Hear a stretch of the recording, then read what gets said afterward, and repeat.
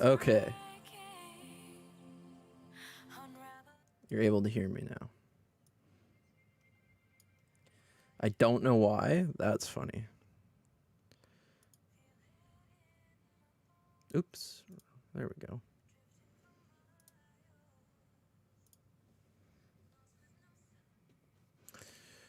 Okay, we're live. We're on. We're doing this. We are here. We did it. Hopefully, wasn't that bad. It's been worse.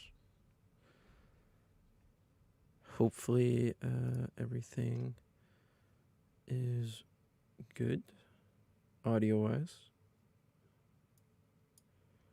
There. Everything should be good, audio-wise. Hell yeah.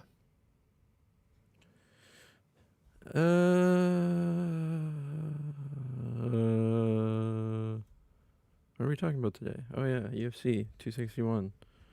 The same thing we talk about every week. UFC. We're missing one, man. We're missing one right now. True. We are missing one right now. Was that blasphemy? I don't know, man. Eddie Alvarez got his DQ overturned to no contest. Yeah. Yes, he did. It's good. We're also proud. Yeah. The immediate red card was not great. Not great. No, it wasn't. But I guess he's fighting tonight, which I'd be interested to see what that's like. That's a fast turnaround. Oh, I guess he didn't really take damage. No, he took next to no damage. Fair enough. So, we have an official date for Burns Thompson. I'm excited about that. Yeah, I knew they were on the McGregor card. They announced that a while ago. Yes. Yippee. It's nice to see the little thing, the little official notice. They're both looking cute. Jorge losing knocked him below Stephen Thompson on the rankings. Ooh. Shit. Yeah. That's no good. So our boy Wonder Boy is fourth now. Well, hopefully he gets a title shot. He doesn't have that many years left, so yeah, hopefully he gets it. He just needs to beat Burns. Yeah, I guess. That's all he needs to do. He's literally one fight away from a title fight. Yeah. I guess he'll get. How many title fights has he had recently? Stephen Thompson? Oh God.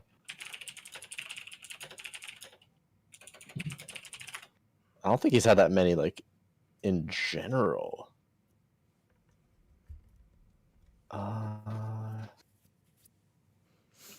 Yeah.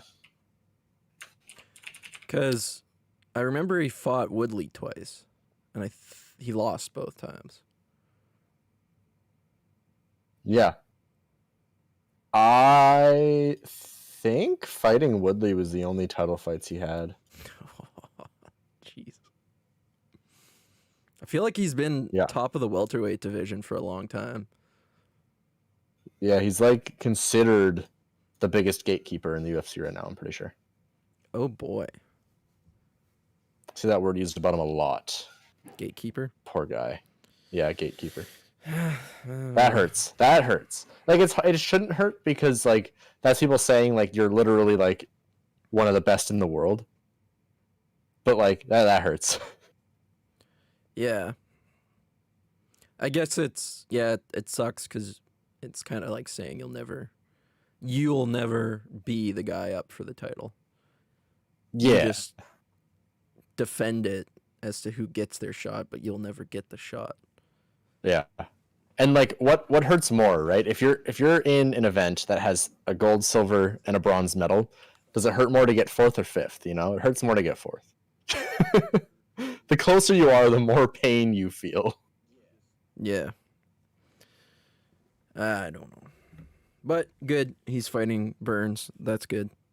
That'll be a fun fight too because, it's the archetypical grappler striker thing, but like to the extreme.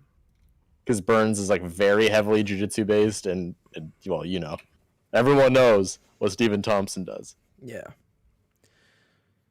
Yeah, feel like you don't even have to watch his fights, and you know what he does. but good for them. They got on a McGregor card. Yeah, that's a huge card. They're gonna get so many eyes on them. Whoever wins that fight is gonna get a lot of tweets, a lot of content, man, about them. A lot of free publicity. Yeah, I don't know that they need it though. Like, I guess they do. Well, it depends how, right? I mean, like, let's say Stephen Thompson has like a, you know, head kick knockout moment. Like, that's gonna be huge for his career. If you know, if Burns like somehow manages to get Thompson on his back, which has been historically incredibly difficult, and like, you know, gets like a Kimura from the top or something. Like, if one of them finishes the other, they're gonna be propelled in terms of like fan base branding. Yeah. Fair enough. Tough guys too. Neither of them really likes to get finished. I don't know. Is there any other news out? I've been like out of it the last few days for. Not in the scene. Yeah. Well, I mean, there's the constant Connor and Dustin thing. You know, Connor donating $500,000 to a different charity. I love that. I'm sorry. I fucking love that. It made me laugh. And then Dustin in his interview with Helwani was like, "Oh, it works for me," you know. It's just going to different Louisiana kids, like a town over. I found that hilarious. That I'll give Connor that. He's doing at least a little bit of recovery there in a way. Yeah, it is funny. It is really funny. Like that, and the bar thing is just too funny to me. Yeah, he's on a bit of a little petty run. Well, he's playing his character, right? Like that's what he does. Yeah.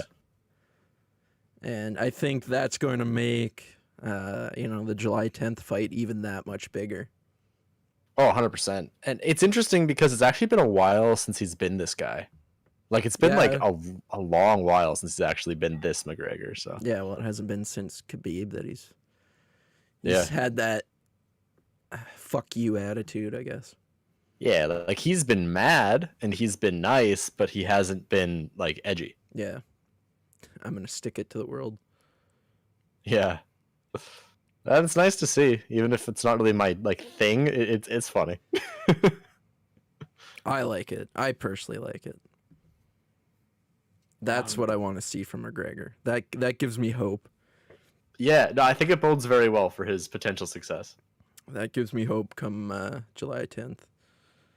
Need there's more of that. there's a large mental aspect to all physical things, and I think it's pretty clear now that he benefits from having that like bigger than the world sort of feeling. So Yeah, he for sure does. But one thing I want to see from him, and I'm not seeing it, and it drives me up the fucking wall, is instead of posting on Instagram every day a picture of you on your fucking yacht or a photo of your fucking $1 million watch that you have, get someone to film you while you're training. That's what I want to see. yeah. Because as far as I'm aware from what I see on, social media, is he's just some rich guy that's taking pictures of what his money's bought him. I hope to God that he just has a stockpile of images that his social media manager is posting, and that it's not like they're taking pictures every fucking day like the Kardashians. Yeah, I don't know. Obviously, I can't comment on that. I don't know. Yeah. No, I agree. And, it would be really good to see him, to see some footage of him training some grappling. Yeah. Because one thing that's, we were talking about this in DMs, but they have to show us something new. I think whoever shows us the newer tech has a really good chance here. Because I just don't think Connor's going to go out there and, like pull counter Poirier and knock him out. I don't think Poirier is going to walk out there and leg kick McGregor 12 times again. You know, I would hope not. Like if Poirier is able to do that again, then McGregor's not the fighter that he used to be by any measurement. Yeah, like it just doesn't. There's no way. His trainers right now, like I guarantee you, every single day they have those little like foam sticks out, and they do the little like make him dodge stuff, and then they swing at his calf, like 100%. I don't feel like they need to do that with him though. Like he should know how to do this, and I feel like he does know how to do this. Well, I mean, Uriah Hall gave him a little introduction on how to do it. True. Oh god, I got in a Twitter argument about that.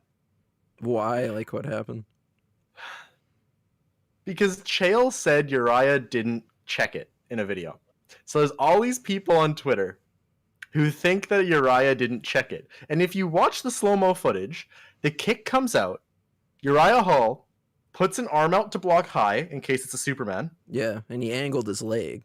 Angled his leg and leans in. Yeah, he checked it. I saw the angle. Yeah, and these people are like, no, it hit his knee. He didn't check it. Bro, first of all, it was under the knee. But second of all, if you do the motions to check a kick and then it hits your knee, you still fucking checked it. Like, yeah, what? No, he checked the kick. I saw him angle his leg out.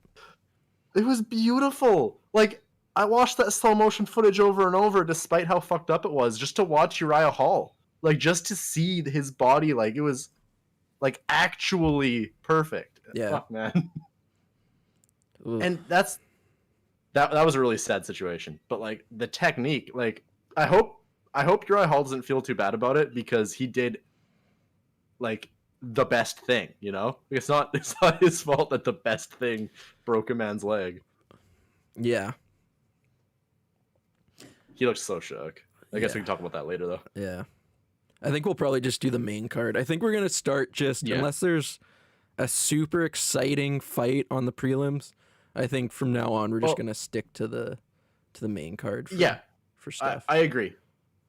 But today we do have to talk about the fight of the night, right? Who got the fight of the night? Molina and Auri. Oh. Okay. That was a banger, and both of them were debuting. Yeah. Like, that's perfect. That is, like, when you come out there in a debut, there's a damn good chance you lose. But if you're going to lose on fight of the night, that's a pretty good look. Like, yeah. And that was a hard fight. I'm pretty sure Molina broke a record in that weight class for strikes or significant strikes. Yeah. In his debut. Like, Jesus. Yeah, no, the prelims all around were quite impressive. So good. I enjoyed the fight before it. Was it Liang Na and Kanalosi, yeah. Yeah, that one was a hell of a fight for Kamalosi. That was a banger, yeah. The finish was like tough to watch. Oh my god. Well, it could have ended multiple times. Yeah, I'll tell you what, man. Liang has that's a lot of heart. That's a lot of heart. Yeah, but there is a lot of very impressive fights. Yeah, super happy to have the crowd back too. You know, it was nice, yeah. And like you said, I guess I'm kind of stealing your thing by saying like you said, but like the crowd must have had at least some level of influence on how these fights went. Like, oh, entirely. They have to, because you're it will hype you up. It gets you energized. As soon as these guys walk out to 15,000 people screaming and yelling, it gets you energized. It gets you hyped up. Or booing if you're or booing. You know. Or booing. Yeah. Yeah. Poor Willie. It's yeah. But all around it was a very good fight card. And I'm super excited to have the crowd back, and I'm excited to see what UFC 262 brings and 63. And then, of course, 64 is going to be huge.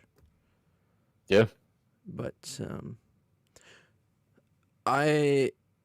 63 is going to be interesting. I'm more excited for the flyweight rematch. That's Adesanya Vittori, right? Yeah, and then Figueiredo Moreno is the co-main. Yeah, that's Moreno. If that's not fight of the night, bro.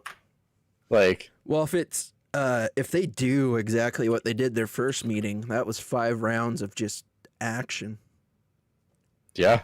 And man, fast we're pace. lucky there was a point taken off, so we get the second fight. Honestly. Yeah, we are. That one was pretty. I don't know. I'm excited for that. That's the one I want to see. I don't really give a shit about Izzy and yeah. Oh fuck, Marvin Vittori. That fight's got no shine for me either. Oh, it's funny because I know you are a Vittori fan. So I'm not a Vittori fan. I think he's nuts. What? Oh, who the hell were you? Wasn't there? I thought there was an Italian guy you really liked. No. I like Vittori's a hell of a fighter. I remember you had asked about Italian fighters, and I said that Vittori's a good Italian fighter, but he's certainly not. So you like him as a fighter, but you don't like him. That makes sense. I find him crazy. Yeah, he has a very strange on-air personality. Regarding 263, Drew Dober finds himself on the main card of another event. Oh shit. This guy, like, he has an incredibly marketable face. He's very charismatic, and his fights are always exciting. But like, this guy's 23-10 coming off a loss. That's like that. I mean, good job branding yourself, bro. Like, that's awesome. Do what you got to do. Yeah, I mean, losing to Islam Makhachev, well, can't blame anyone for that. But yeah, oh fuck, we should talk about that too. Khamzat and Nick Diaz. Yeah, I think we're gonna see another retiring. Like, what the fuck is going on? Hey man, he wants to fight the baddest guys. He's about to feel something bad. He better hope that he's still recovering from his COVID symptoms. That's all I have to say. I mean, now I feel like the blueprint for dealing with Diaz is just kind of like rub your elbows on his face, and then make the doctor stop the fight. I just don't understand the UFC and their decisions for both of these guys. Like, Nate's fighting Leon Edwards. Why? But whatever, you can get past that. But now you have Nick coming out of retirement to fight an undefeated fighter. Yeah, I've seen a lot of discussion that they're basically feeding the Diaz brothers off to other talent. Basically, it's like the idea. These guys want fights and they want to fight good guys, so let's just give them fights that, you know, like, if they want good guys, go ahead, go lose. Yeah, sort of thing. I guess. Yeah. Go die. Yeah. I don't know. I think that's just insane personally, but it's not optimal. I agree, but I have a feeling that the UFC wouldn't mind being done with the Diaz brothers. So yeah. I don't know what kind of numbers Nate brings in. I mean, Nick hasn't fought for what, 4 or 5 years now? Yeah, and the thing is, people have been talking, like, maybe it's the core crowd, because I do run with the core crowd to an extent, but a lot of people have been waiting for Nick to come back. Yeah, I'm not surprised by his comeback. I'm surprised by his opponent. That's a tough one. There's no way he wins that, right? Admittedly, the storyline, if he wins that, is ridiculous. If he wins that, you give him a title fight. That's a 1 in 1,000 chance there. For sure. I completely agree. But it's very win-win for the UFC. Oh, yeah. So. Fair enough. It's always win-win for the UFC. They don't make decisions where it's lose for the UFC. It's like gambling. It's like going to the casino. They never lose. Yeah, the house always wins. Yeah, you're not wrong. You know who is losing though? Leon fucking Edwards cannot get the title fight that he should have had for like years. Fuck that guy. Keep your fingers down.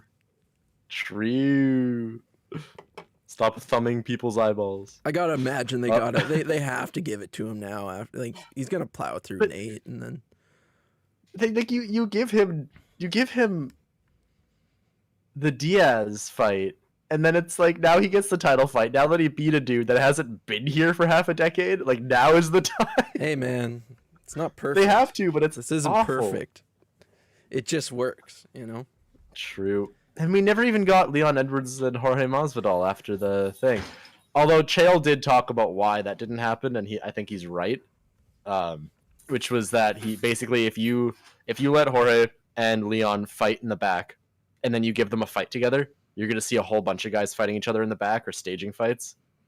Yeah. And then you like delegitimize the sport. Yeah, so like fair enough. Going on. But like, it's just it's weird seeing Leon's trajectory. Yeah, it's bizarre, but yeah, he does deserve a title shot. Yes. Imagine if after all this he loses. Fuck, man. That would be an interesting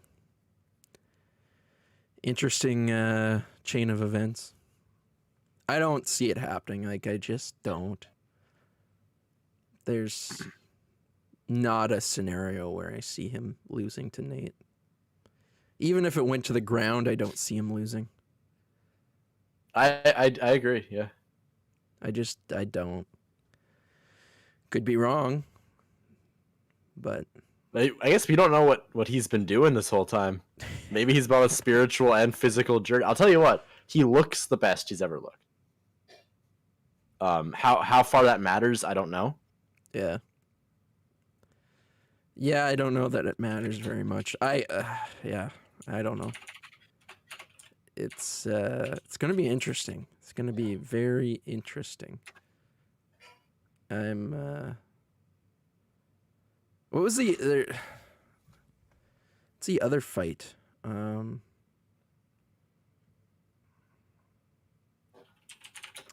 that's not what I want. Oh, right. Oh, Tony Ferguson and Darush.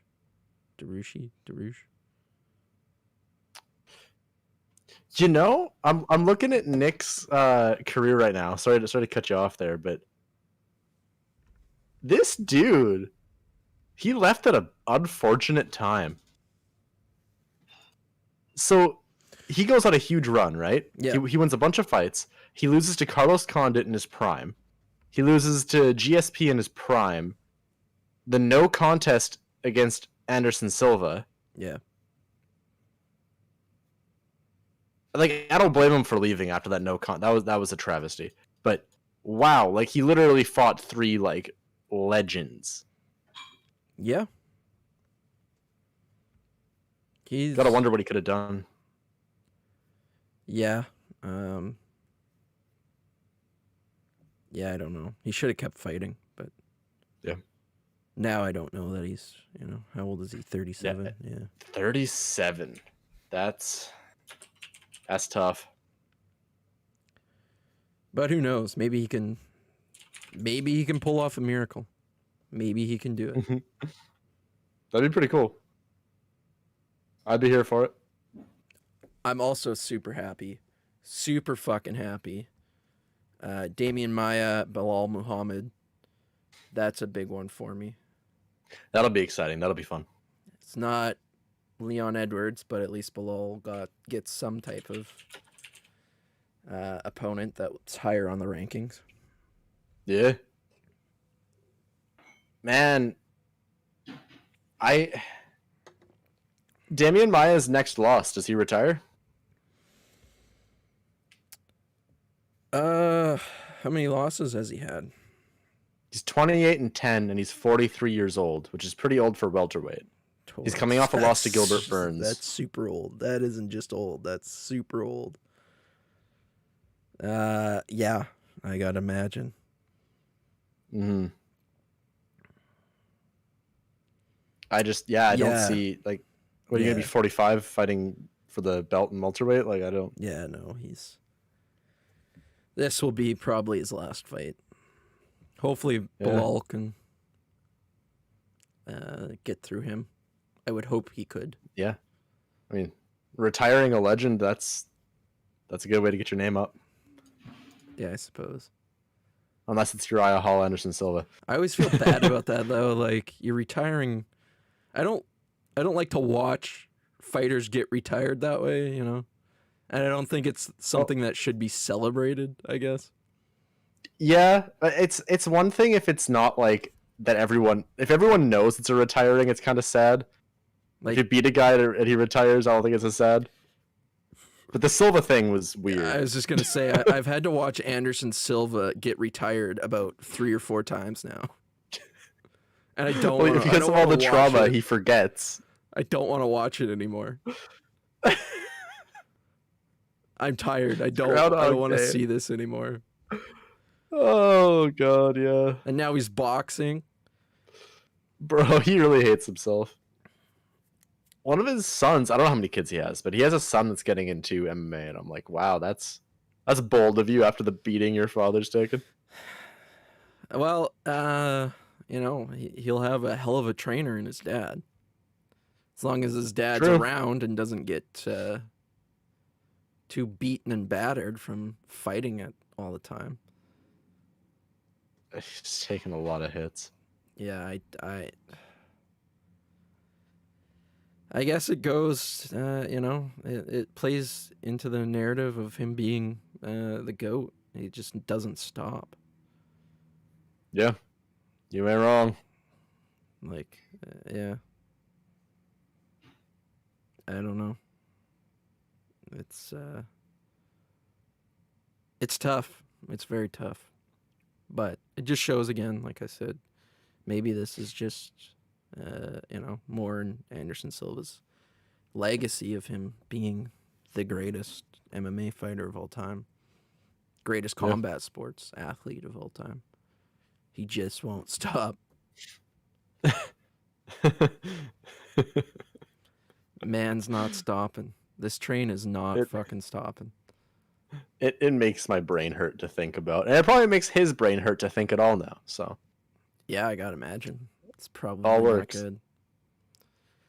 I can imagine his brain has like 9 different aneurysms across the surface. Yeah, I don't know.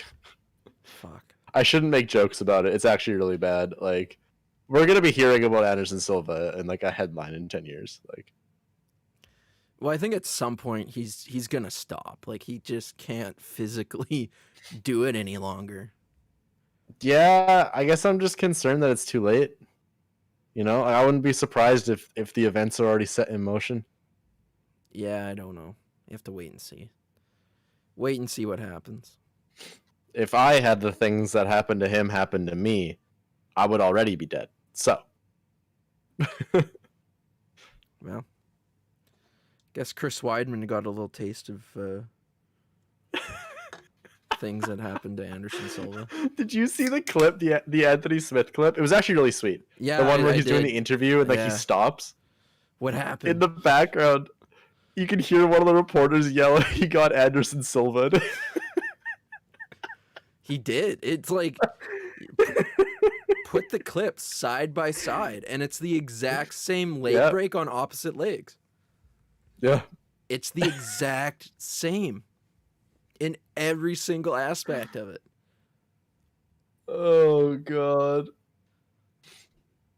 Apparently, someone was accusing him of celebrating after he broke Anderson's leg. Okay, so maybe I'm heartless. But I feel like that's a pretty big dub. Because Jesus Christ, man. hear me out. A check You just is the shattered a ultimate guy. block. You just shattered a guy's leg. You'd be celebrating, and we had Uriah Hall just like No, a silent I'm not monk saying- in the corner, looking like he's trying not to cry about what just happened. Honestly, he looked traumatized. Like, I wouldn't be surprised if it actually fucked with him. But like, my is like, I guess like I don't think you should feel bad. I feel like maybe don't celebrate it, sure, but you should at least be like, that was perfect. Yeah, You know, no, it was a like hell you of should a- at least appreciate the beauty and the technique of your own technique. And the thing is, every time you check a kick, that's your goal. Yeah, Like, whether you know it or not, every single time you turn your shin out, you are hoping that leg breaks. yeah. I think you're more Maybe not trying that clean. I think you're more trying to damage it more than a fucking complete and utter break. Well, yeah, but that's like, you know, should Kamaru feel bad about breaking Colby's jaw when he was just trying to knock him out? No. No. Like, if you pull an armbar on someone, they try to roll out and you snap their arm in half. No. Like, you remember the guy, he's trying to escape the armbar, he lifts the dude up, the arm breaks, and Herb Dean stops? Yeah. I hope that guy feels great about his armbar, you know? That's awesome. Fair enough. I guess, like, George St. Pierre kind of said it best in an interview. I can't remember his exact words, but the goal is not to harm your opponent, but if it comes to it, you know, if they're not going to tap, you have to do what you got to do to win, right? For sure. I guess, like, it really broke my heart to see Uriah Hall look like that after when Yeah. he did everything he should have, and nothing wrong. But I understand why he felt that way. Yeah. Well, I guess might as well just get into the card now. We pretty much talked about the second fight of the night, but Anthony Smith True. Versus Jimmy Crute. Oh, what a showing, hey, for both guys. Yeah. For how short that fight was, they both looked really good. So what do you think happened with Crute's leg? Oh, I mean, it's the same thing that happened to O'Malley. You kick the leg, you make the nerve like go all fucky, and then you get drop foot. If they gave him 5 minutes to recoup, he probably would have been able to continue, but they're not going to do that, obviously. Yeah. Yeah, it's just nerve, like temporary nerve paralysis. It's great. It's Okay. a great Yeah, strike. that's what I saw. My highlight of that fight, for me, like, I think Anthony Smith looked like perfect. He looked so sharp. He looked so relaxed. Amazing. But Jimmy Crute gets drop foot and then lands a picture perfect double leg. Yeah. I'll give him that. His rear foot. It was his rear foot that dropped when he pushed that double leg. How do you double leg a guy with only your lead leg? It's so good. I think Anthony was a little bit too overzealous going into that. Yeah. Yeah. I think he could have avoided that takedown, I guess is what I'm trying to say. Yeah, he was looking for the finish because he knew he was incapacitated. Yeah, and it's just I think he went in too fast, and he should have kind of stayed back a bit, let him stand back up, because you've compromised his leg. Yeah, no, you're not wrong. Still a really nice double though. Holy fuck, it looked so pretty. Yeah. But everything about that fight was pretty. Anthony Smith's jabs, holy shit, those were weapons. Those were not just rangefinders. Yeah, they were fast and painful. Very nice to see Anthony Smith back. Yeah. Back at top condition. I had Crute winning that fight, so I was like, wow, let's go. Like, I didn't expect Smith to win. I was shocked. Like, when all that happened, I was super impressed. I had Smith. I like Anthony Smith. I really like him. I like him too. I just didn't think he had that killer instinct anymore, to be honest. I don't think fighters ever really lose it. I just don't. But I think age plays a factor, and I knew Smith wasn't super old. Yeah. That's fair. They're gonna use this in promotional stuff for sure if Jimmy Crute makes it big. But that scene of him standing with his one fucked foot, like pounding his chest and screaming at the ref that he's good to fight, that he wants to fight. Yeah. That's gonna be so good if he's ever like headlining an event or something. That Like, was fucked up too. Oh god. I like but honestly, he looked like such an animal. I loved it. it.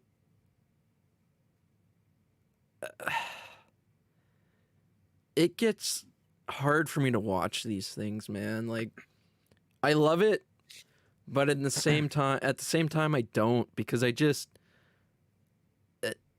always fear for these guys, and I love the passion, and they're doing their job.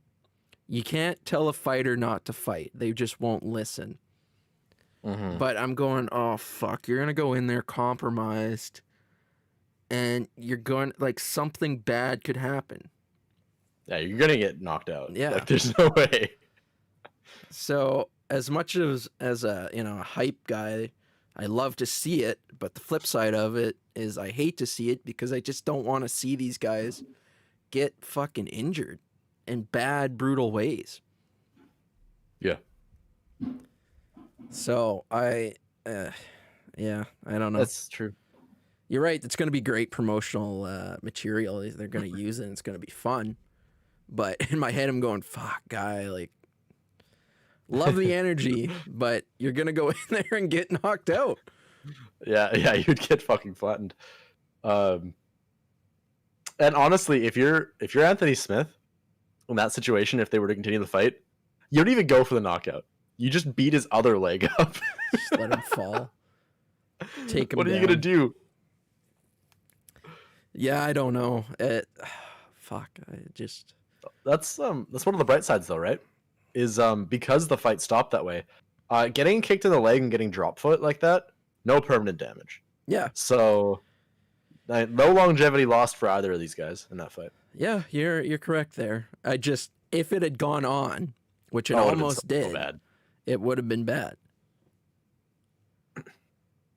I don't want to imagine what could have happened. But yeah, I don't know. A lot of brutality there.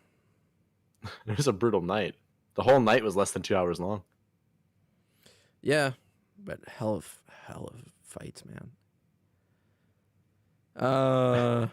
So regarding the next fight, yeah, you got more to say about this?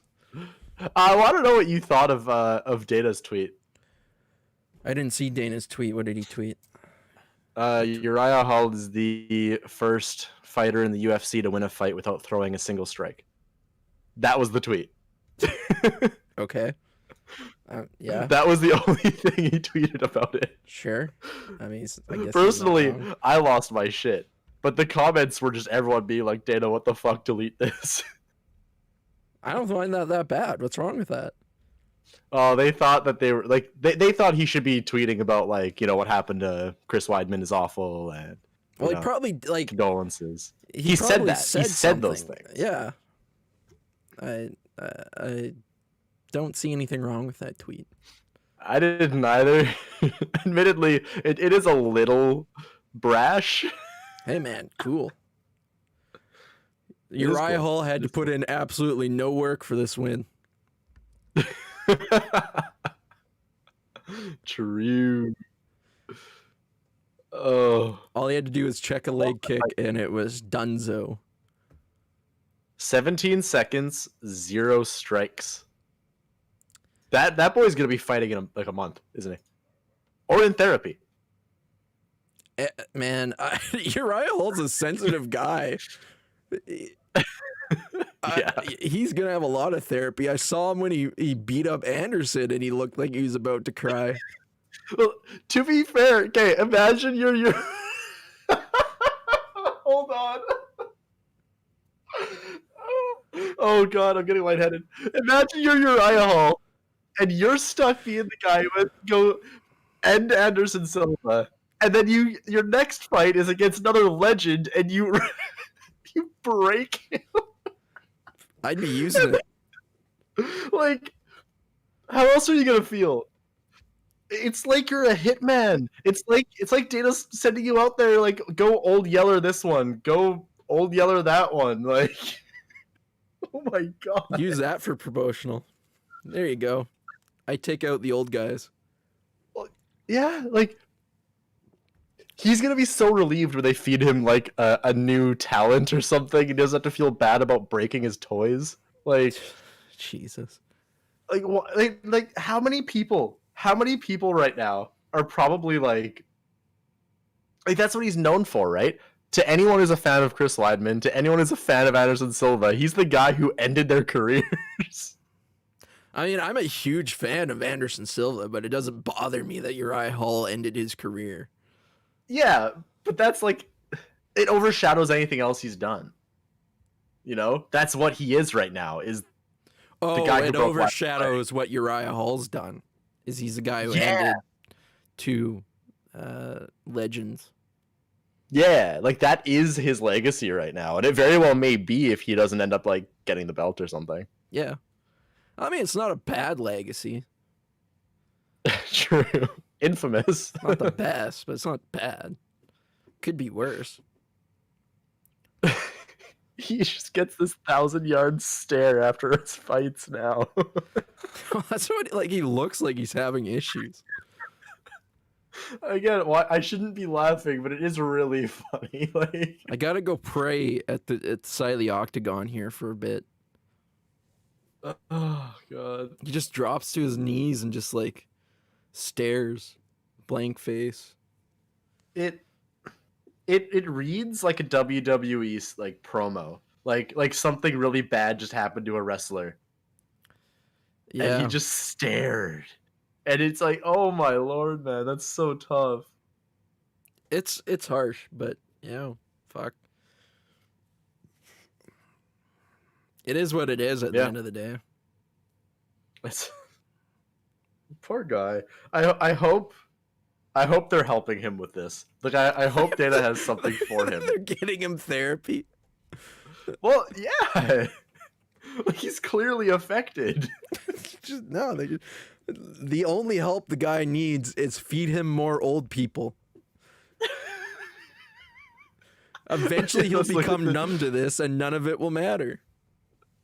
Let's look at the middleweight division. Who's the next like old guy in the middleweight UFC division? I guess like because we lost Yoel, so he can't end Yoel's career. It's unfortunate.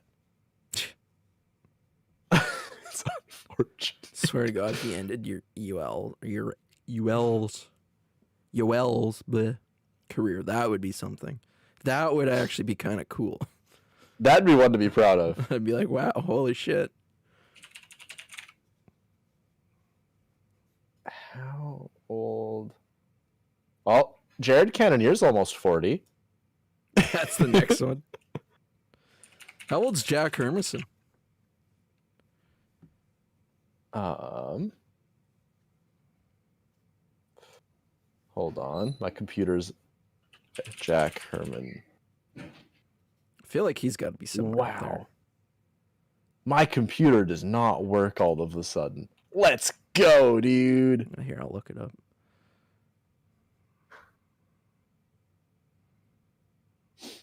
Derek Brunson's also 37.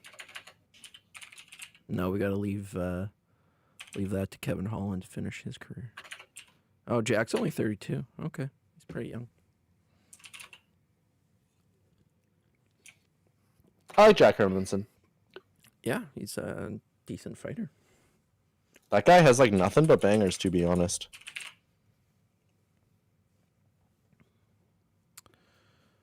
To be honest. I wonder who they're gonna match. Oh. Sorry, go ahead. I was just gonna say I didn't realize Hermanson was fighting at 262. Yeah, I knew it was coming up. I wonder who they're gonna match Holland up with next. Has he officially gone down in weight? I don't think so.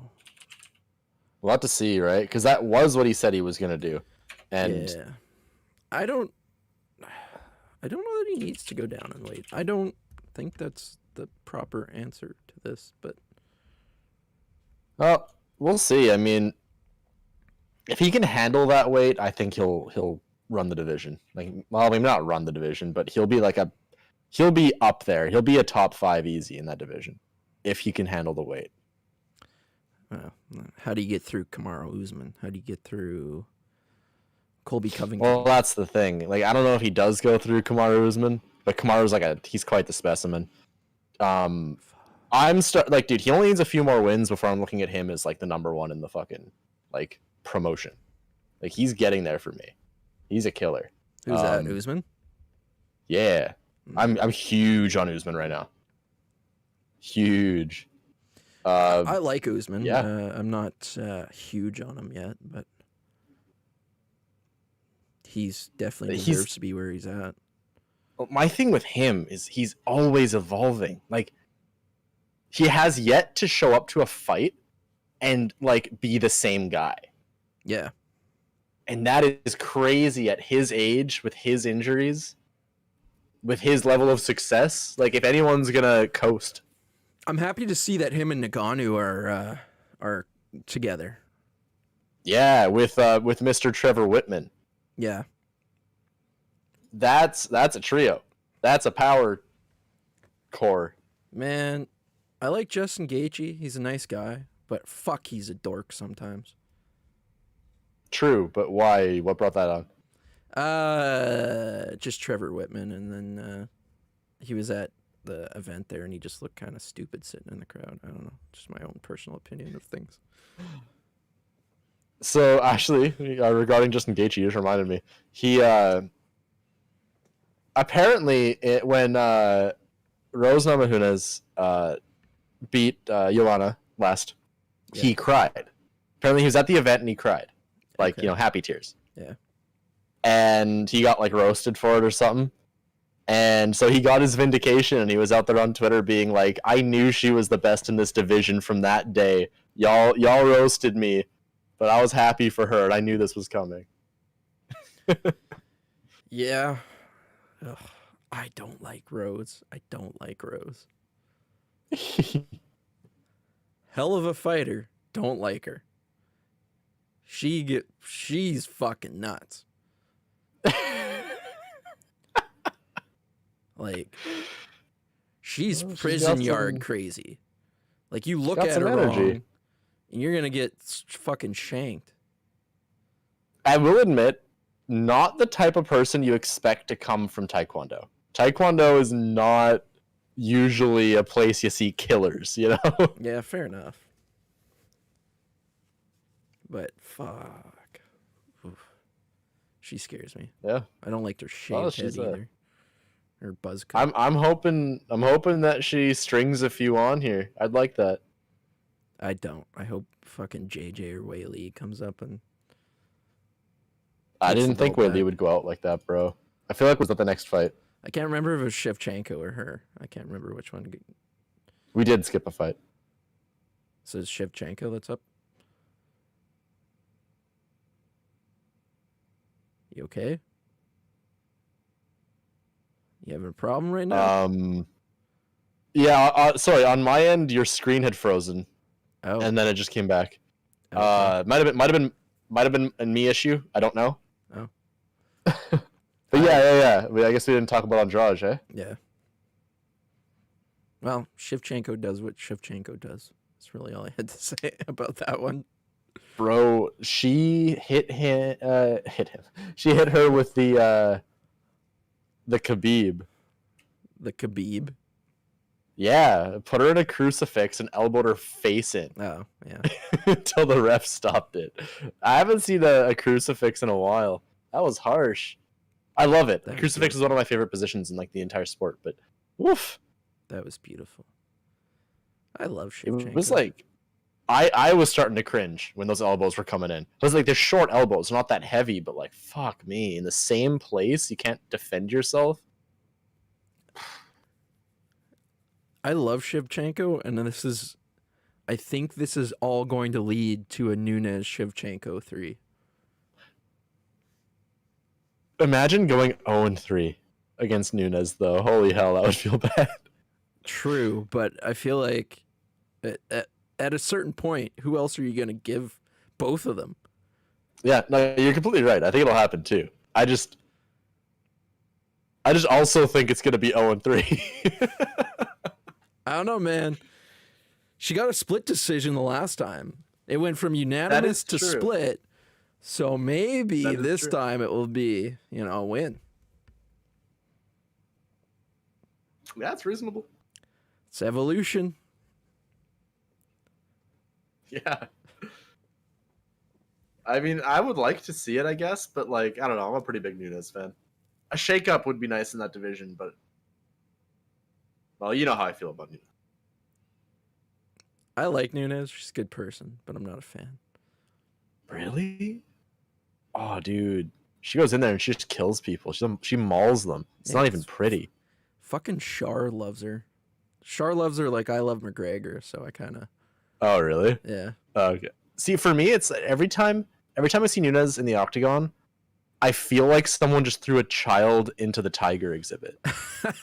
It's like that for me. Well, I guess that's It's why her like- name's the Lioness. I don't know, man. That's actually true, but like, it's. I feel like Live Leak should be in the corner of the screen when I'm watching her fights. True. I don't know. That gets me going. Yeah, she's pretty... She's very clinical. Yeah. Very Well, ever precise. since the Cyborg knockout, I've been like She's, riding that train. yeah. Very precise, very clinical.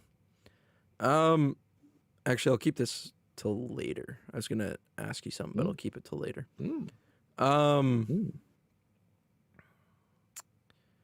Yeah, like Shevchenko did great things. Yeah, does what she does. Yeah, that's kind of all I have to say about it. I wasn't surprised. She's my girl. She's my Amanda Nunes. I love Shevchenko. I fucking love her so much. She is the cutest thing too. The little dance and everything. And she's so smart, and her ability to speak 3 different languages was shocking to me. Mm-hmm. And she's super fluent in Spanish. That was just bizarre. Yeah, it's cool, man. It's good stuff. Like, that's Like, she sounds like she's a native Spanish speaker. yeah. And it's one of those things where like knowing a language it shows intelligence, but it also shows like a level of humanity. You know, like you're going out of your way to learn another way to communicate with people. Yeah. So It's cool. Shevchenko's amazing to me. I love her. Yeah. Poor Andrade. Yeah. Well, That's what it's like being a female fighter in the UFC right now, though. It's like, yeah, I'm finally getting ready to get mauled by the champion. I'm almost ready to be tribute. unless you're strawweight, which seems pretty open. Strawweight seems to be the only fair division for women. I'll just wait until Valentina says fuck it and drops. Fair enough. Then we have 2 champs, and everything goes to hell. But it just seems like strawweight, you have JJ, Wei Li, Rose Namajunas. Yeah. Well, that's basically the 3. Instead of 1, you have 3, I guess, in strawweight. Yeah. That like You're to not rotate wrong. out. There are some up and comers in that division, but Where's Dern? Is Dern in that division? no, Dern is yes. Dern's in that division? Yes. She's strawweight? Yes. Oh boy, I just got super excited. I want Mackenzie Dern and Rose Namajunas. I want this. I want that fight. I want to see that fight. Dern needs to win one more, I think, if they're going to go by rankings, but they don't always. But I think Dern's tied up, isn't she? I'm going to check really quick. What do you mean tied up? Like she has a fight coming up? She just fought. I thought she had a fight coming up, but no, she does not. Yeah, she just fought Nina. True. Yes.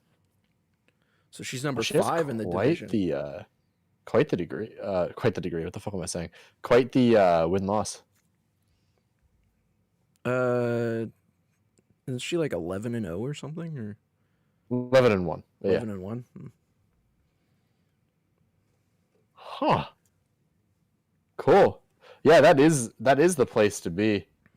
I want Mackenzie Dern. Esparza, Xiaonan. Yeah. Dern's another one that I really like. I think Dern is like a future champ, honestly. Oh yeah, for sure. I don't know if she's ready yet, but no, I'm willing to throw her to Rose. Damn, that's harsh, bro. I'll sacrifice her in the off chance that she beats her. Give her one more fight. Come on, man. She deserves it. She's earned it. She'd say it herself. I'm ready to fight Rose. Nama Nama June is. Yeah, she probably would say that, eh? Yeah. And she, like me, would refuse to pronounce her name correctly as well. God damn, bro. Oh my god. Before we go on to the final fight here. The high-profile female fighter that's coming back, that retired, the one who had the big beef with Ronda Rousey. I can see her face, Miesha Tate. Yeah. What weight class is she coming back to? I think bantam.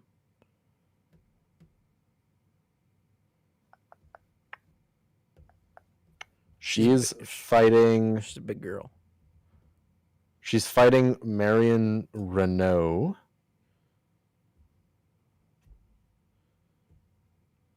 Yeah, that'd be bantam. Yeah, that's what I thought. She's a big girl, but she's not like lightweight big. Yeah. That's true. Yeah, 135, 5'6". That's a good weight, actually. It's a good weight and height. It's a very, very, like, appropriate weight and height. It always freaks me out when you see people in the UFC that are, like, clearly undersized for their height. You think of like a Sean O'Malley or something. That shit, dude, that makes my bones hurt when I watch them do anything. Yeah. I'll see Sean O'Malley throw a kick and my knees hurt. Yeah. Actually, speaking of Sean O'Malley, I'd like to know what his plans are. What's that guy doing? Who's that guy's next opponent? Good question, eh? And it's funny because I feel like I should know that, or at least what his ideas are, because this dude's everywhere. This dude's posting on everything. He's doing interviews all the time. But yeah, I actually have no idea. I guess we could do things that's happening last week.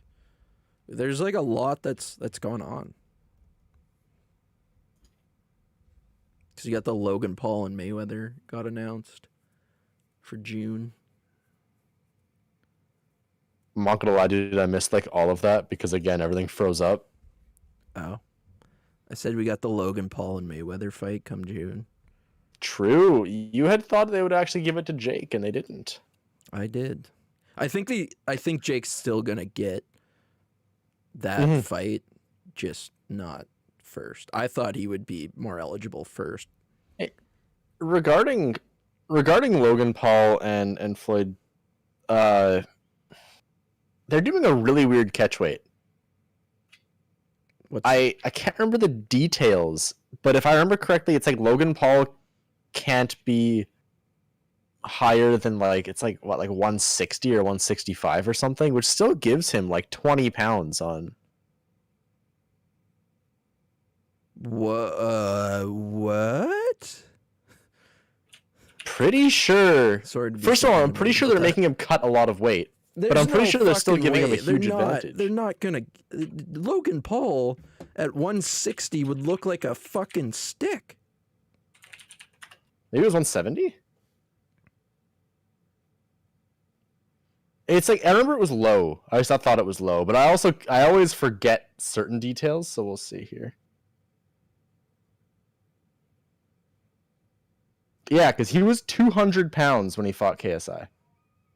Yeah. Oh, okay, never mind. I had it backwards. Mayweather. Mayweather can't be more than 160. He has to be below 160. That's what confused me. Okay, that makes sense weight wise. But It doesn't make sense why for. why is there an upper limit? That's what it was. That's what it was. Paul has to cut to 190. That's reasonable. Yeah, that makes sense. I'm like 160 is not like he's gonna be frail. I had the number right. I just had the wrong name associated. But hopefully you understand my confusion though. Why is there an upper limit then? I don't really understand. Is that just semantics? There has to be one, or I don't know why there's an limit for Mayweather.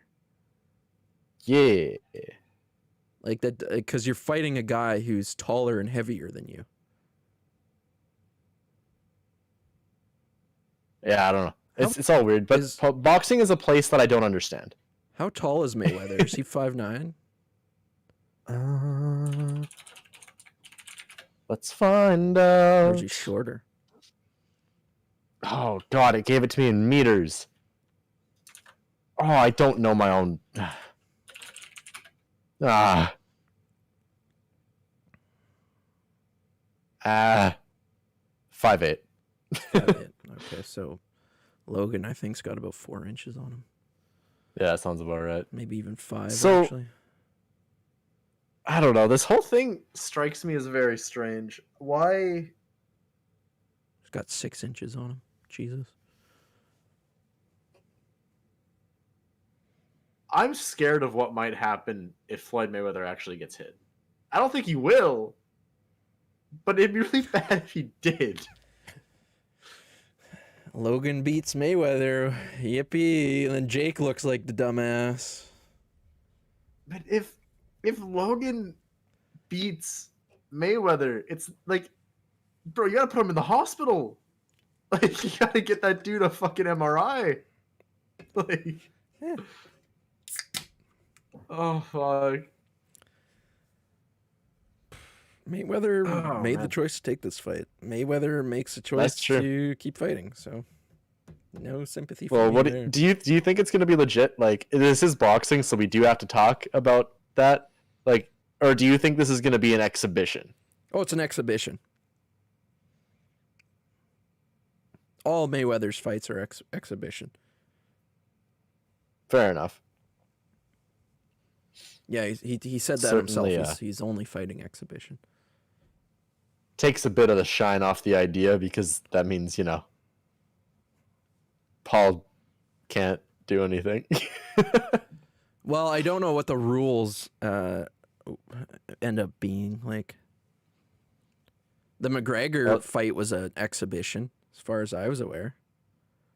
Really? Because that didn't feel like an exhibition. That felt real.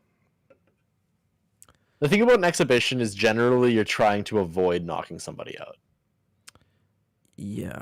You're not supposed to full force to the head, which, like, we're boxing here. I don't know why I did that voice. Yeah, I don't know. Maybe it wasn't considered a exhibition. I remember it was. I could have swore it counted as like a real pro fight. Yeah, maybe. I guess it was. I remember exhibition was being thrown around, but.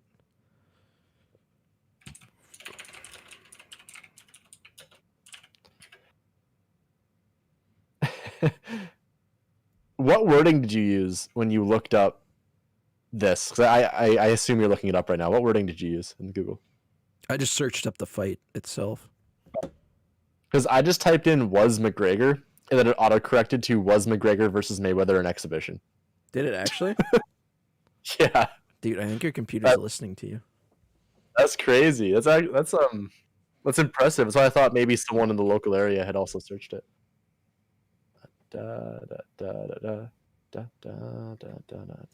See what you can find. I remember exhibition was being thrown around, but maybe it just counted as a professional. Which, fair enough. My phone does that all the time. Spooky. Yes, it is spooky. It's very spooky. I forgot we had a chat. We do have a chat. There's a Thought lot I of was just hanging interesting out with the comments. boy. My only friend, my one friend. I have two friends, actually. My fleshlight's my friend. Nice. What's its name? It actually has a name on it. I don't remember what the name is, though. Alrighty then. Wonder what porn star that one's modeled after. You know what? I could totally... You Google searching that? Yeah. Open tab. Fleshlight models. Which one do I have? Collect them all. I mean, I fucking might.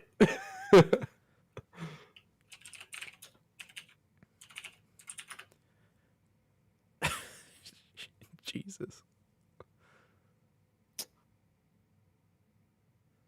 Oh, it's not this, but it's close to this. Oh well. You got the Great Value knockoff version or what? It's not this, but it's close to this. Well, I know that what the name is vaguely, but I found some CEO entrepreneur person that's definitely not a porn star, although also attractive. So maybe a career change. Never know. Okay. So where are we with the exhibition? I Research? see the word exhibition being thrown around as well, but it seems like it went like on record, like McGregor's 0-1 in professional boxing. So Yeah. I don't think it was an exhibition. Yeah. And the word exhibition is not used anywhere in the Wikipedia article. Yeah. So I don't know. I'm pretty McGregor also threw illegal strikes, so you know he was in it to win it. He tried. He did his best. Yeah. He made it 10 rounds. Can't blame him. 10 rounds for It's the a lot of best rounds. boxer. Yeah, a lot of people scored multiple rounds for McGregor. So Yeah, there you go. Too bad we never got that run back. true. Who knows? We may still Now- end up getting that. Actually, I was going to ask you something, but I should save it for after we talk about the main event. I guess we should talk. Like, we didn't really touch on Whaley Rose, but we kind of did. True, we didn't really go into it. That shit was really pretty. That was like really pretty. Unlike Rose, her knockout was very pretty. Rose has very nice eyes. I don't know what you're talking about. Yeah, I guess, sure. I don't really want to look into them because she scares the shit out of me. But Jesus Christ, man. You're just scared of strong women, dude. I'm not scared of Amanda Nunes. She's the strongest woman on the planet, but I feel like she's at least normal. She's not gonna stab me. Fair enough, I guess. Nunes does not scare me. Shevchenko does not scare me. JJ doesn't scare me. Rose fucking terrifies me. She got them eyes, man. You can see it in them. Like a primal fear inside you. Instinct. Unpredictable. Fair enough. As we saw, I guess. But yeah, that fight was really simple. Like, there was a little bit of a feeling out process, and then she just shuffle stepped in and brought the lead leg up. It was actually really nice. If you watch it in slow motion, she brought the lead leg up in a fashion that's pretty well identical to a lead leg body kick, which prompted Wei Li to bring her body back. And in making that backwards motion, she left her jaw open. And that kick was fake. It went to the head, and it's not a question mark kick, but it's the same idea, right? Where you're going to appear as though you're attacking the body and then shift the momentum to get to the head. Very light kick. Like, that is not a powerful kick, but when you're not expecting it and it lands perfectly like that, like, you cannot. It was right in the button, man. What do you think of Wei Li protesting? That was the dumbest shit I've ever seen. Felt bad. I get why you're mad, but what the fuck you mean you were awake? She's like, I was conscious. Yeah, you were conscious enough to feel the gentle plopping of the hammer fists onto your cheek. Like, your eyes were open, but no one was fucking home, man. She said she was awake. She was as awake as you are when like you're in sleep paralysis and your sleep paralysis demon is like flossing in the corner of your room. Like, yeah, you're awake. Wasn't it also conveniently Keith Peterson reffing? You know what? Yes. I don't know, man. Numbers don't add up here. Man's got a track record.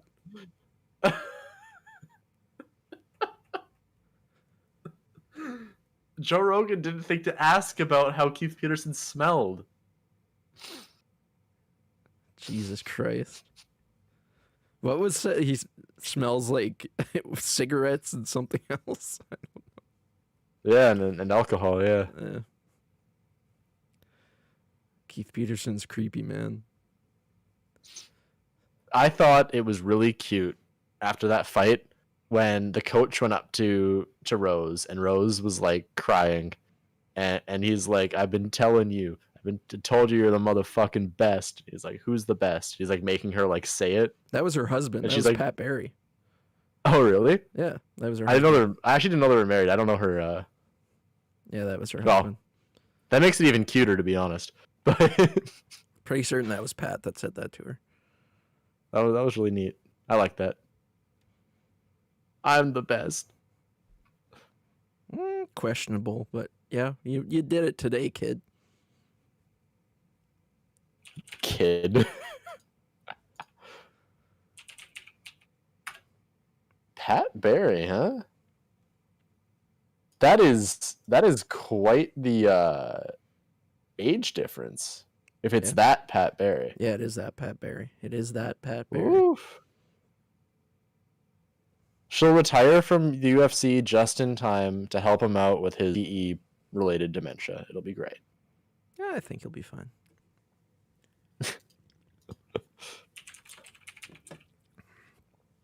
Oh, no. What? Okay, go on Google right now. Okay. And just type in Pat Barry and then tell me what just look at the autocorrects and you'll see. You'll see why I shall do it this way. Oops. I don't even know if I should like speak about such things on, live. That's why I'll be the deciding factor of that.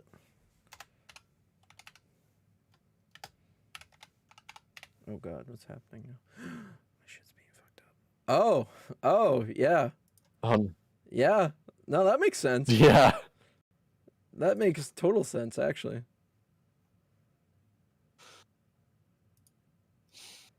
When you think about it, that makes sense.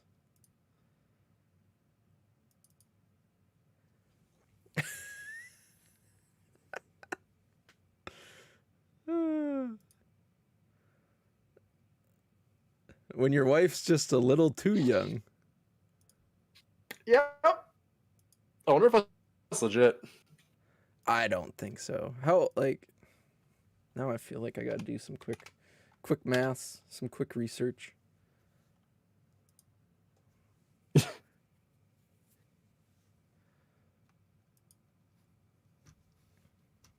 That's bad. But yeah. Maybe something to look at another time. Oof. Oh yeah, no, there's no way in hell.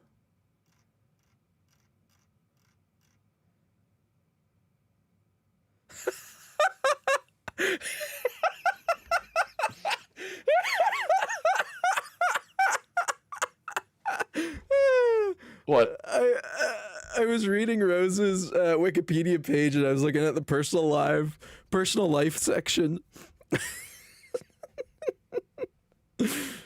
Namajunas is a Christian and is an anti-communist. That's the first line.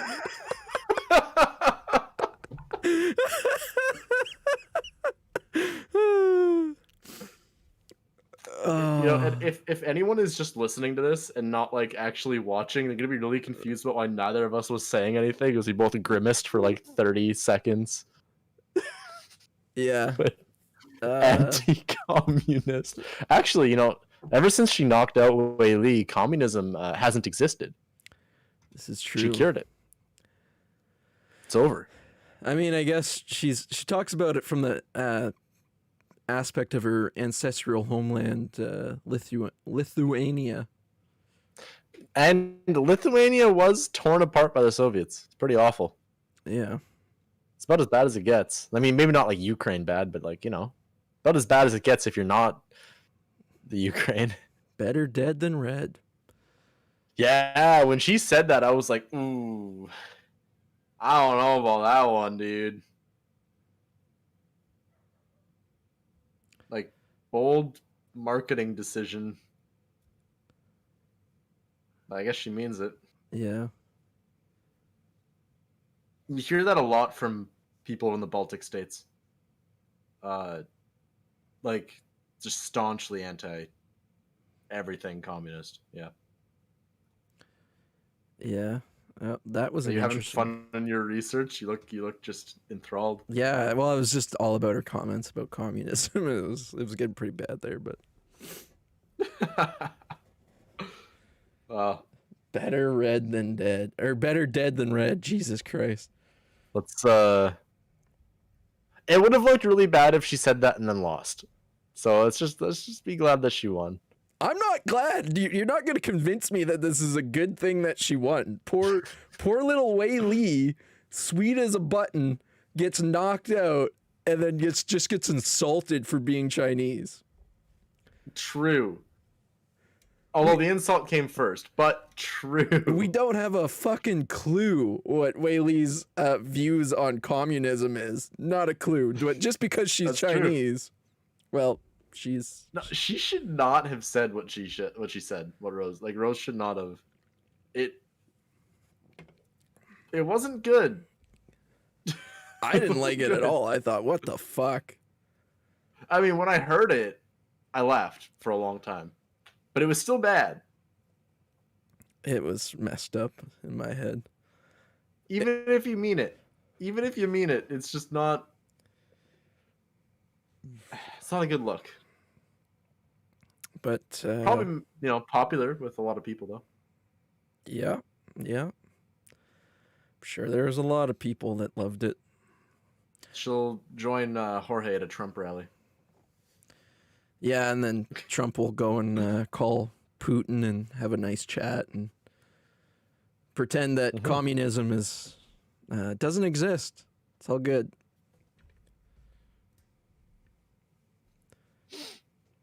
Keep lying. Is it Usman time? Yeah. better go down that road instead of a different one. True. It's a really good fight. For one guy. Yeah. Honestly, it was pretty loaded by that point, so I don't remember much of it.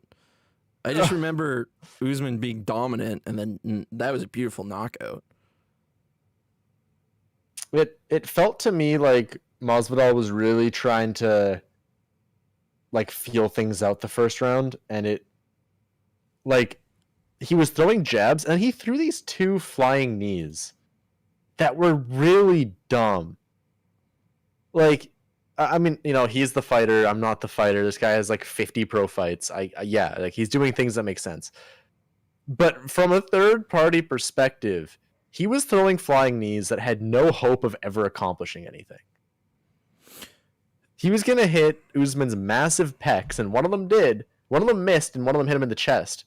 And it's like, there was a point he threw the second one. Usman looked at him like, "Are you fucking dumb?" Like, I sometimes wonder if he just does this to recreate the Askren knockout. Like, just throw a knee and pray for the best. Like, seriously, I sometimes wonder that.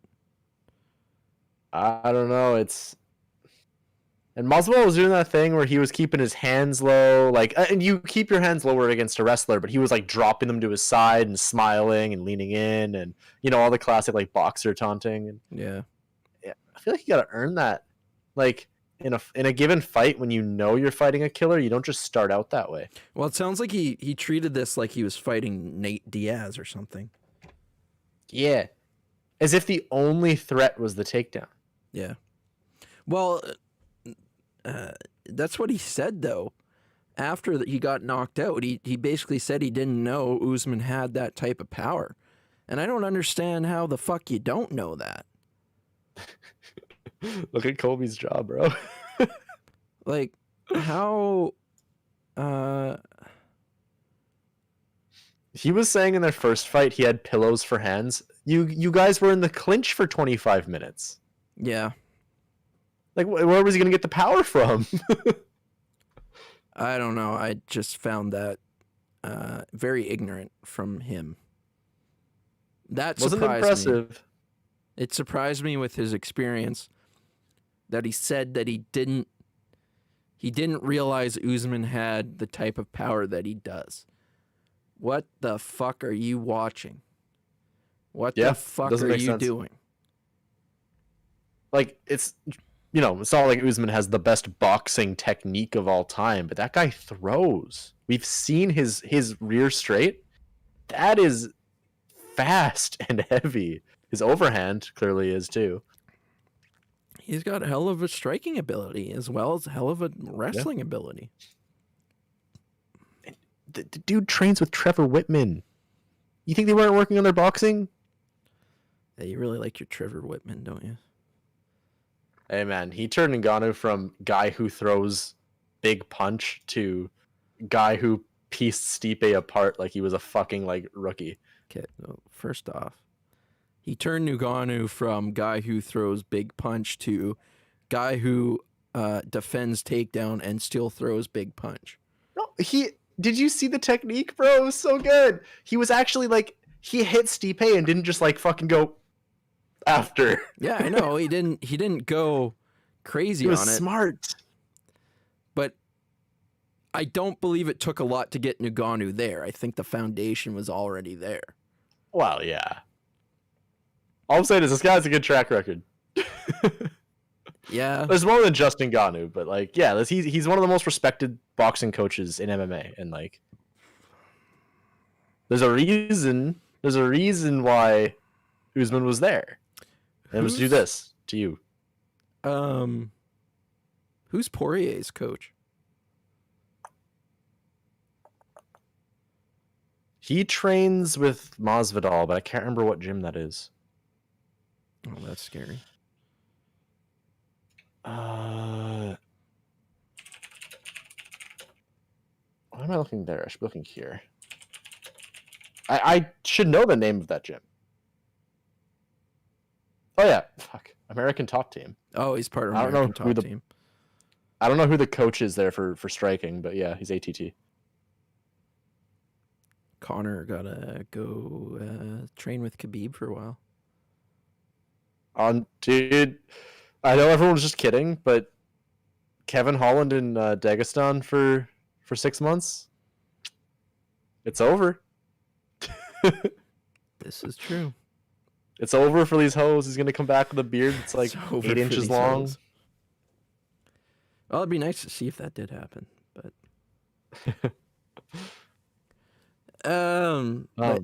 pretty. So I sent you the side by side of the 2008 knockout. What do you think of that? Do you think that was like planned? No, I remember he sending it to me, but no, I don't believe it was planned. I really don't think so. Well,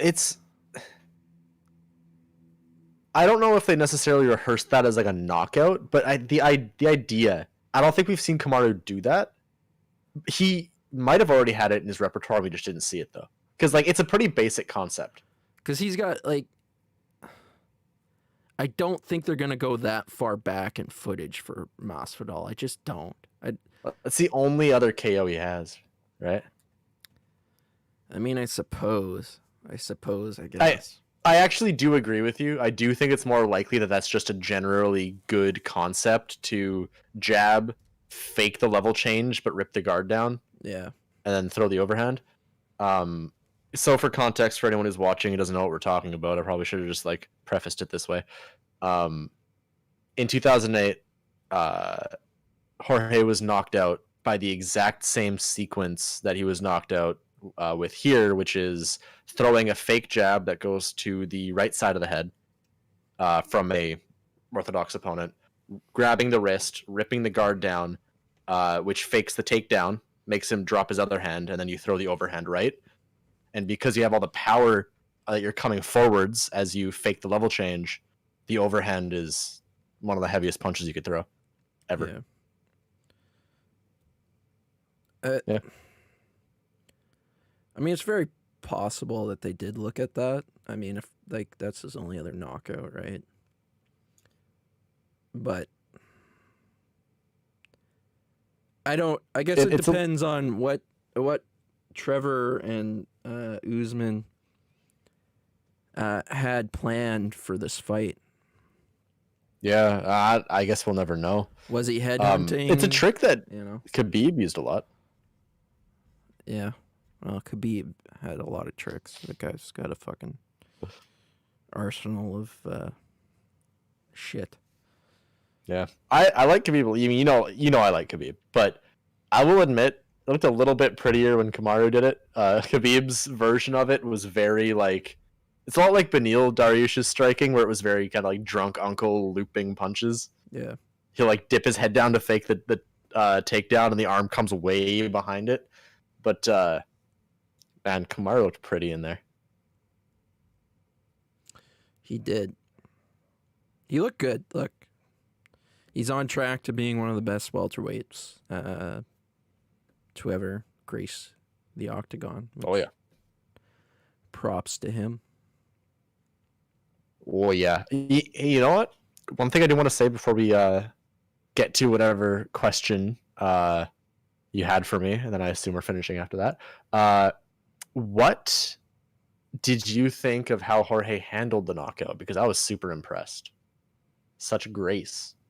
Yeah, he was very humble. That was surprising. That both were very humble, and it was very surprising. Yeah, it was nice to see. I did not expect that. I did not expect that. And like I said, the only issue I had with Masvidal's speech or interview after the fight was that he didn't realize Usman had this power. I don't buy that. Something doesn't add up there. That's completely and utterly stupid to me. Yeah, that would be incredibly irresponsible to think that way. Yeah. So that was very bizarre. I found that very, very bizarre. He was on, I think, Helwani's show. And he said, and this is not an exact quote, but it's incredibly close. So he said, in that moment, I am a fan. And he called it like the beautiful technique. Yeah. I remember him saying that, yes. Yeah. And that's I was like, wow, that's huge praise. Like that's eloquent too. Yeah. It's just not what you expect from him. Yeah, Masvidal. Very very weird. But good to see. Yeah, it was good to see. And it's he does need to kind of ingratiate himself to the fans again, because he's lost a lot of support. Yeah. Yeah. I mean, I'm not a big Masvidal fan. I might be a bigger fan now, honestly. Yeah. I'm hoping that this leads to him understanding that he needs to, like, he's a veteran. He's been here a long time, but if he wants to stick around, he needs to keep growing. He can't just be himself right now. Yeah.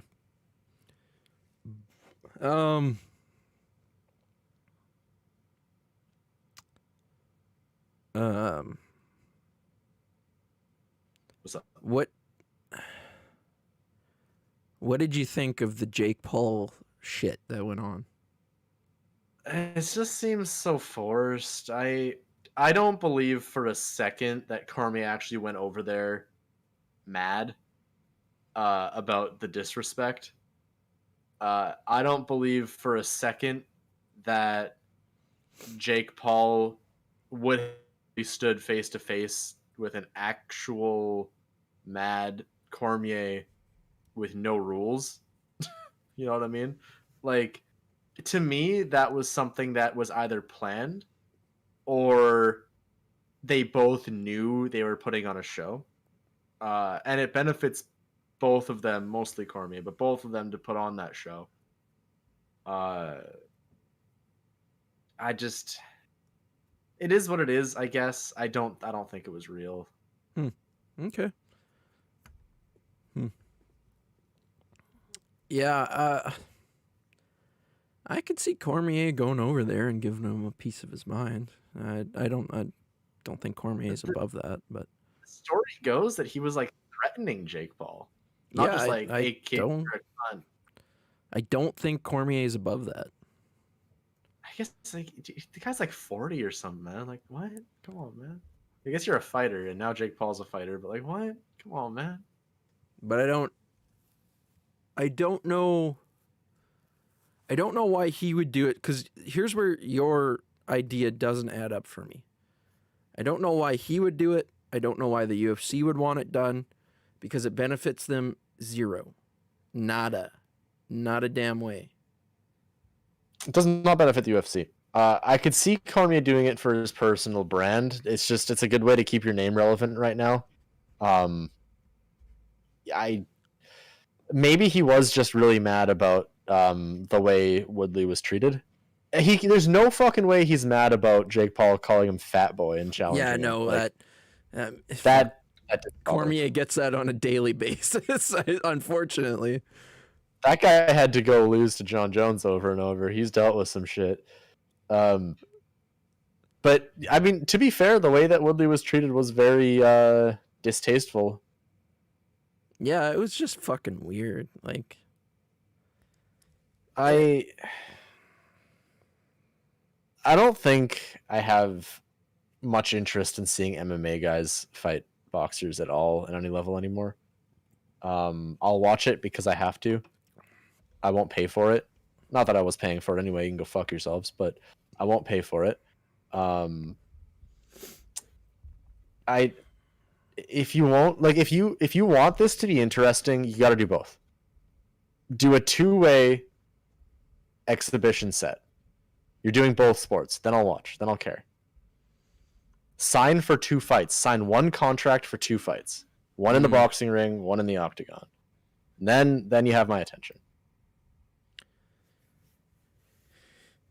yeah, I guess you don't see a lot of boxers willing to step into the octagon, but you see a lot of MMA fighters willing to step in a boxing ring.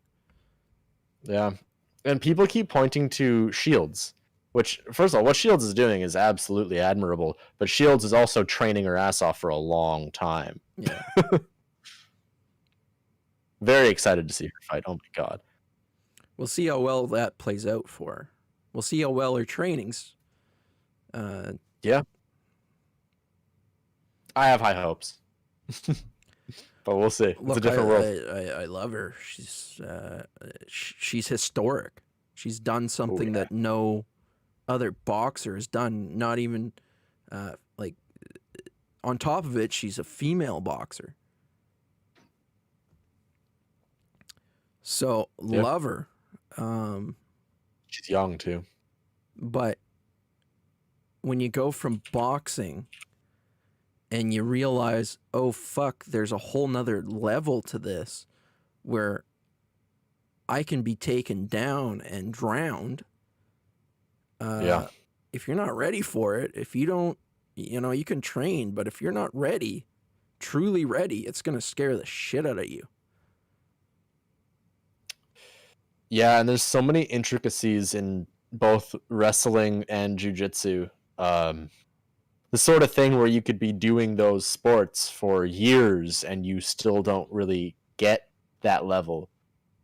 Yeah. And you're going to see people that do. That's scary. So, like, I don't believe for a second that, well, if there's anyone from boxing that can do it, it's her. But in this time frame, it takes people like months to figure out how to appropriately apply their weight in like basic grappling scenarios. Like, I don't know. It's gonna be tough, but it depends how they feed her. And I think even if she loses her debut, I don't think she's gonna come out of MMA like 0-2 and retired. You know? yeah, I don't yeah, see that. yeah. I hope the best for her, but I want to see more boxers stepping into the octagon. Yeah, it'd be cool. And you see a lot of guys come from kickboxing and Muay Thai, especially Muay Thai, and I think a lot of that comes from like people always say that wrestling is the best base for MMA. Mm-hmm. But Muay Thai has similar characteristics in that you do learn, like in the clinch, the ideas of weight manipulation and using like how to apply your weight to another person. It's there. It's a little bit different, but it's there. But yeah, when it comes to boxing, that's not something they teach you at all. No. And then I think we've got to stop, not we, but MMA fighters need to stop entertaining, Jake Paul in particular. And don't take a fight until he's willing to step into the octagon. Something wrong? Yeah. How's my voice sound? Is it fucked? No, it sounds fine. Oh, okay, cool. That time my PC actually froze. It wasn't me sitting on my computer watching you do nothing while my stuff lit up. It was actually my PC freezing. Okay. It's been a rough night. But I agree. I did end up hearing what you said. It like fast forwarded your voice for me. I got the recap.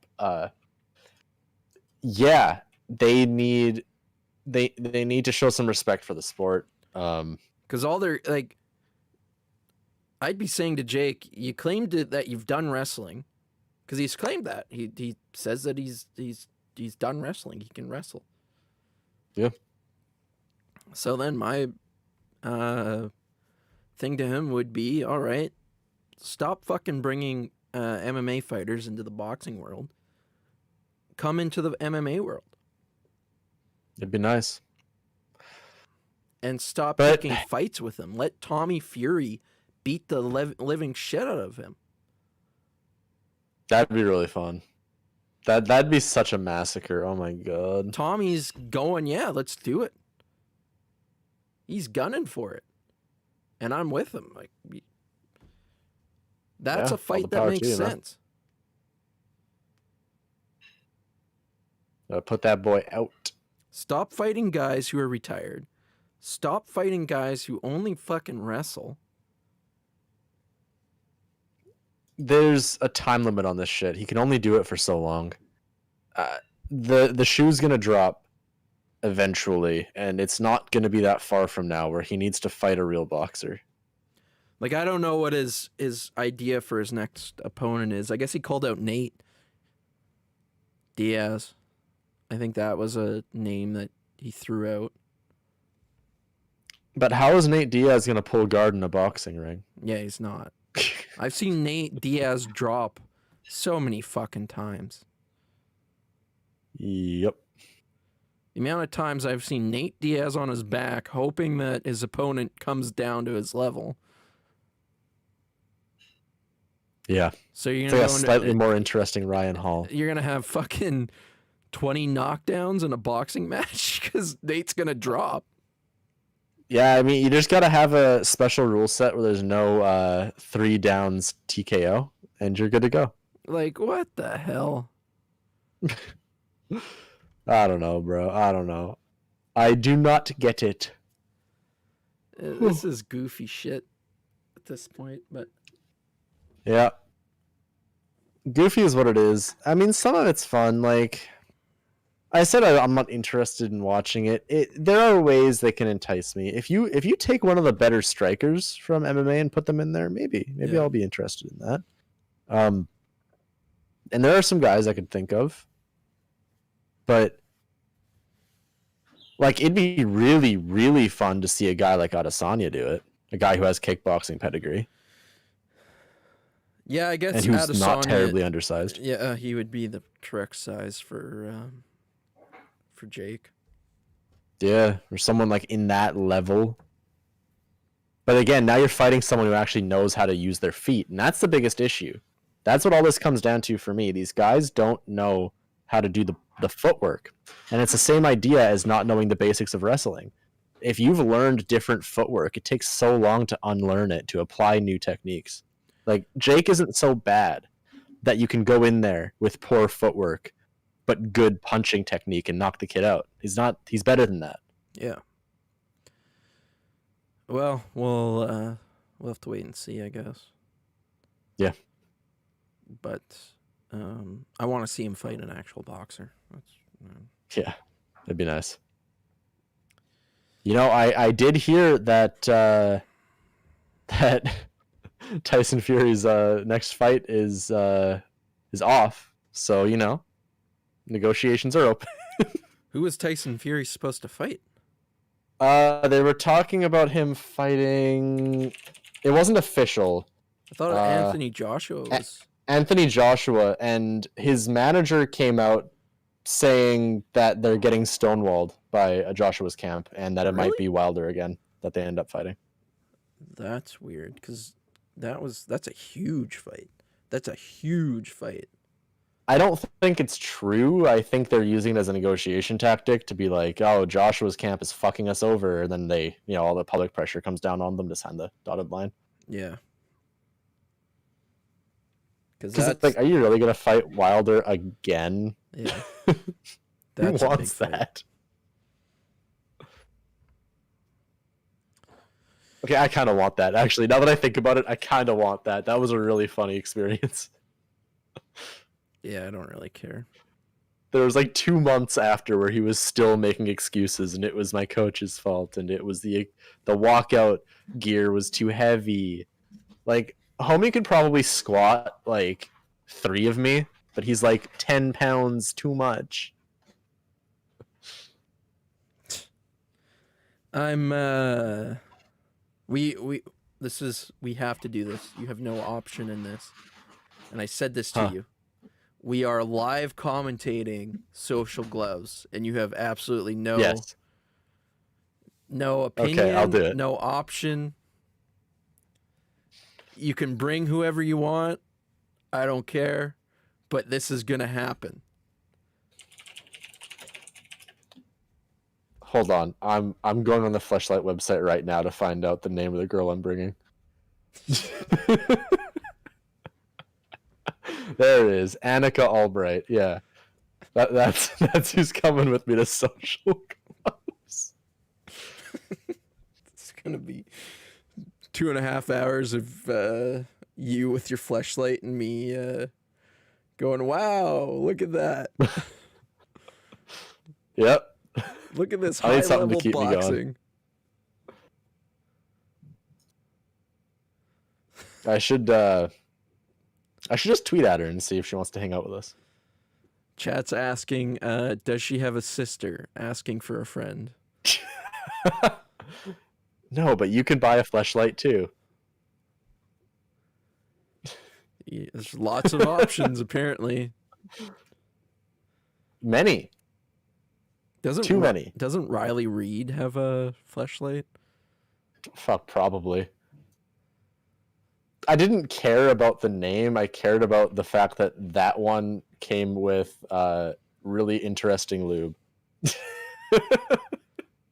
That was the whole decision-making process. I was like, there we go. What was so interesting about the lube?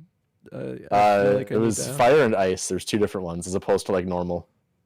Isn't fire and ice meant to make you last longer? Fire, yes. Ice does the opposite, yeah. Oh. Huh. Fun stuff. Well, this was a super intriguing conversation. Well, that's who I'm bringing. Fleshlights, everybody. Fleshlights. Get your fleshlights. Maybe Now one that, day we'll be sponsored by Adam and Eve. I hope so. They've been sponsoring everything else on the internet. Yeah, I think Shar really like pulled the plug on this when she was here last. The degeneracy is flowing now every time we're in here. Yeah, the Minecraft porn thing really fucking... Yeah. That went off the fucking rails.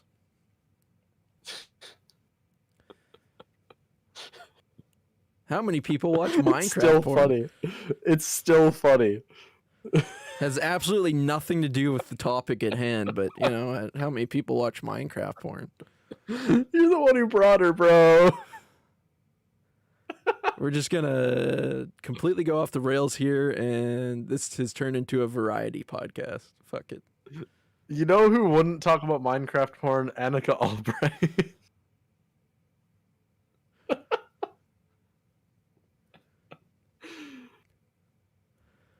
Oh, God. I had a dream that one day I would be like Ariel, but I don't think I'll ever reach that level. I think I'm going to be more like, I don't know. Well, if you started posting the podcast audios on the internet, maybe crop the end off of this one, but like... I don't know what fucking trash corner of the internet to post this shit in. Where are we going to... Minecraft porn, fleshlights. Yeah. Conor McGregor fan club. This is the most relatable MMA podcast that there is. Bar none. I get mad. Sometimes you get mad, and then we talk about porn, and that's great.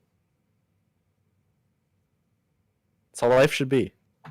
Man, how about Pornhub taking down all the unverified porn?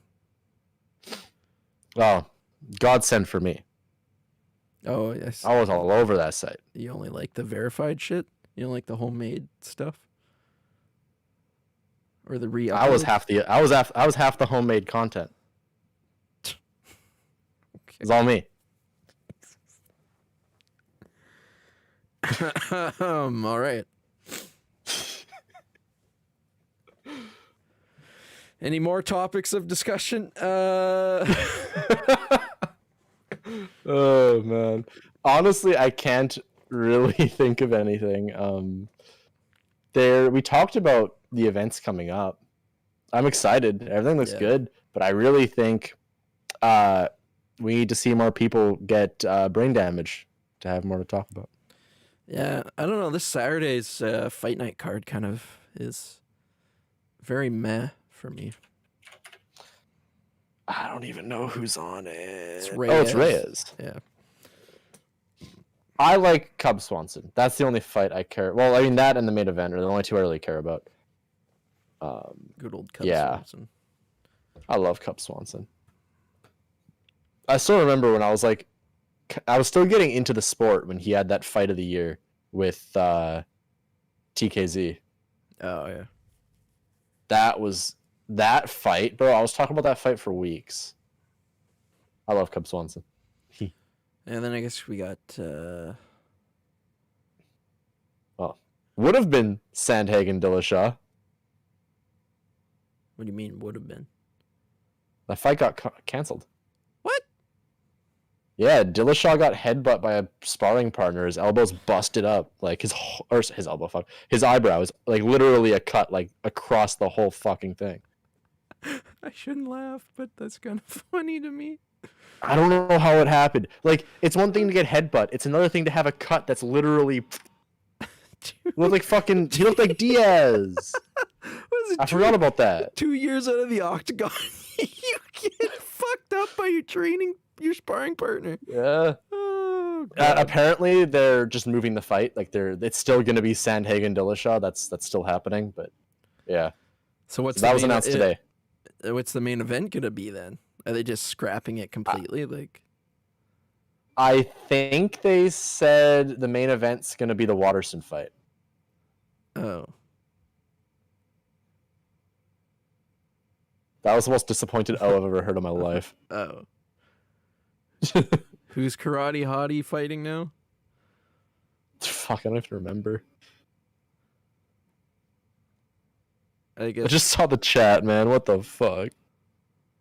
Conor McGregor, Toy Wiener. No, you wanna.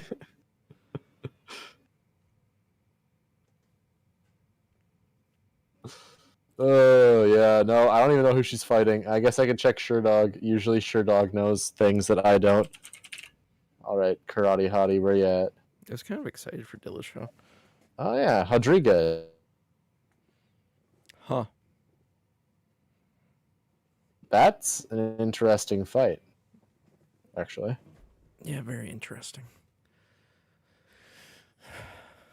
I I don't know how I feel about Michelle Waterson now, dude. Like, I'm a fan of her as like a personality. I like watching her fights, but she's struggling. Yeah, to say the least, she's struggling, yes. That split decision over Angela Hill was iffy, and then 2 losses before that.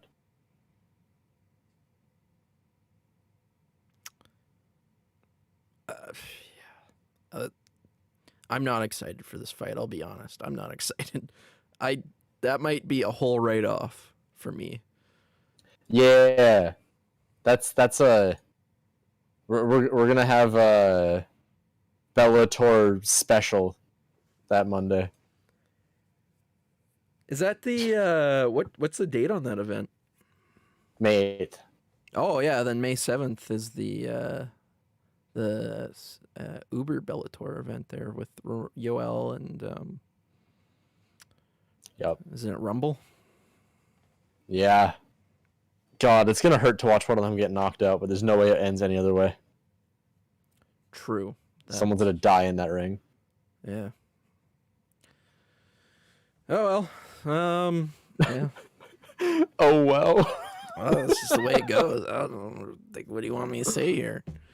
Oh, Well, Uriah boo-hoo. Hall's not there, so they might be safe. Oh, boo-hoo. Someone's gonna get knocked out. Oh well.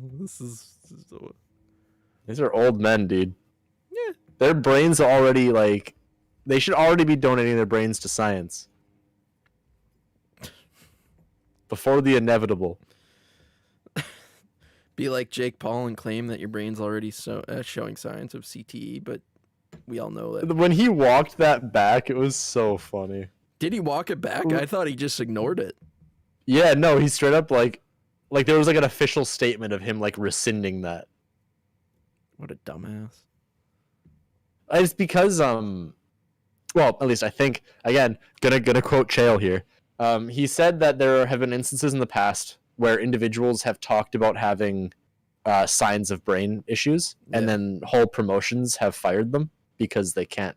It's bad optics to have someone fight who claims they have brain issues.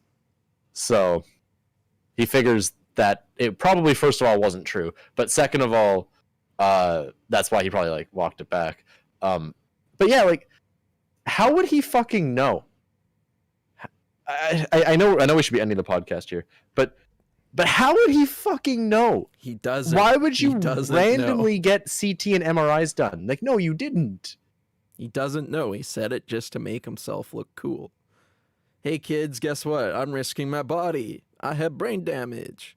For real. Come buy my Just paper. because your IQ test is like a standard deviation below the average doesn't mean you have early signs of CT. Jesus Christ. I'm sorry. I feel bad for saying that. It's not my style. I much like Kamaru have been putting work into my mic game. Fuck Jake Paul. I don't give a shit. Kid saving boxing, bro.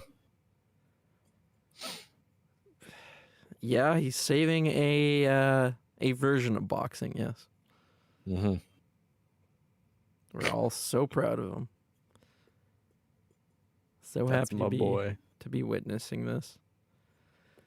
Well, I don't know. I'm out of things for today. Yeah. I'm all out of rage. So we'll probably end it here, I guess. All right. Well, thanks for listening to this very janky casual podcast, everyone. And Damn, bro, you sound ashamed. no, Do I'm you not ashamed. love me, Father? I'm proud. I'm proud of this shit show. Very proud of the shit show. We really upgraded today because we're no longer in the Discord background. I've got us on the, we have our logo in the background. This is a big improvement. True. Now we just gotta like drop a little like border for that overlay, and it'll be great. Oh, we gotta actually get like this. This in itself is very janky, so it needs to be done a little better. But on short True. notice, I did this, so here we are. I'm proud of you. And now we'll let you finish the podcast. You've tried like 4 times, and I've ended every time. Yeah. So thanks everyone who joined, and we'll end it here. Have a good night. Bye.